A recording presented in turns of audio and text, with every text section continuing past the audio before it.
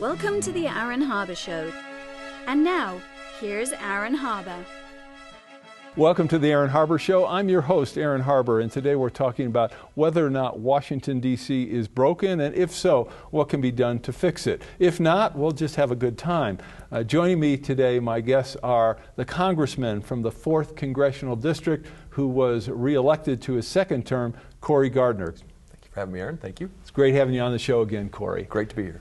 And next to Cory, the former lieutenant governor of the state of Colorado, who is known especially for her work helping children across the state, none other than Barbra O'Brien.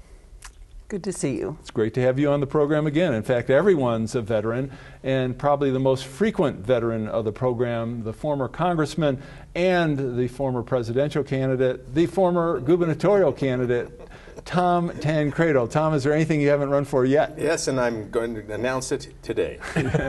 All right, so let's start with the first big question. I mean, we've watched Washington. Certainly in 2012, the opinion polls show Congress held in terribly low esteem.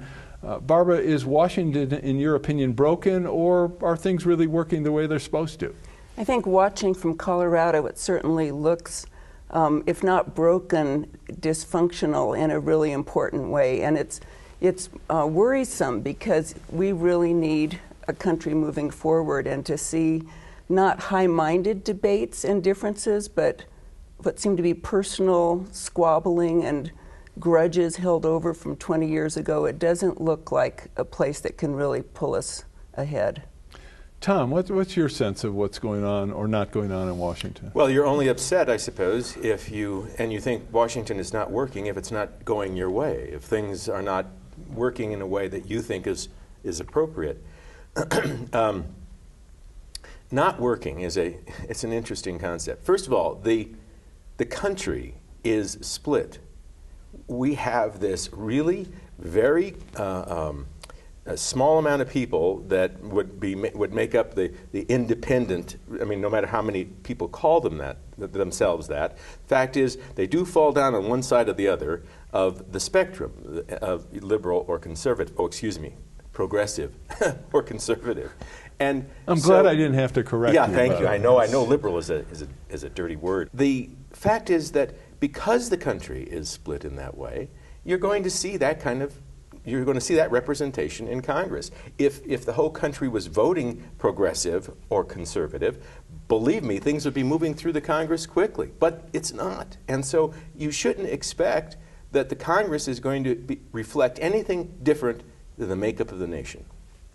Cory, what do you think? You're there. You've been there for a little while. You've just been reelected to another 2-year term. What's your sense and your experience? Washington was designed on a series of checks and balances. The House checking the Senate checking the House, both bodies checking the power of the presidency, and the Supreme Court checking off of the other two branches. And so to say that Washington has ever worked may be overstating and overrating Washington, D.C. I think what you're seeing now, if you've seen the movie Lincoln, you see the fights that took place on the floor of the Congress then and the House of Representatives. You see canings that took place in the U.S. Senate. And you see the same kind of fights today over policies and passion that follows with it. And so I don't know that Washington has ever been designed to just work as efficiently as possible, an efficient machine. Quite frankly, a efficient governing body could scare a lot of people if that was all it was doing, was passing law after law after law. And so I think what we're seeing today, though, is a convergence of technology, 24-hour media cycle that not only covers everything, covers every sentence, every statement, but looks for every statement, looks for everything to fill, every page to fill. And you have Twitter, you have Facebook, you've got C-SPAN, countless ways that the American public have access to every nook and cranny of their government that they've ever seen before. So I completely agree of the role of media in shining a spotlight on all of this. But I think there's a difference between having a divided country and having robust, vigorous disagreements about important things, and the kind of dysfunction and squabbling and name-calling. And you don't get the sense that there are very many statespeople serving in Congress right now. Well, frankly, I'm trying to think of the last thing I heard you know, in terms of interpersonal relationships in the Congress manifesting themselves in the way you've just described. I don't know that the debate is any more crass than it used to be. I can recall, I mean, maybe it's changed, Cory, but I don't remember anybody really being all that uncivil in the course of debate. Now, you know, people feel strongly about these issues. You know, you don't go to Congress simply because you want to sit in Washington, D.C. and put a little, your card in the voting thing. I mean, you usually go there because you have strong feelings about issues. And if you have strong feelings about issues and you get into an argument with somebody about them, they're going to be strong statements that you make. And that the other person does too. But I just haven't seen, Barbara, I don't know, maybe we're watching, not watching C-SPAN at the same time, but I don't see that kind of But to still get things done, like Hatch and Kennedy working on health care for years. I mean, below all of the Sturm and Drang, at least getting some things done by bipartisan partnerships. But see, now look, that's interesting because you would mention, because you use that as an example of civility, I suppose, and getting together.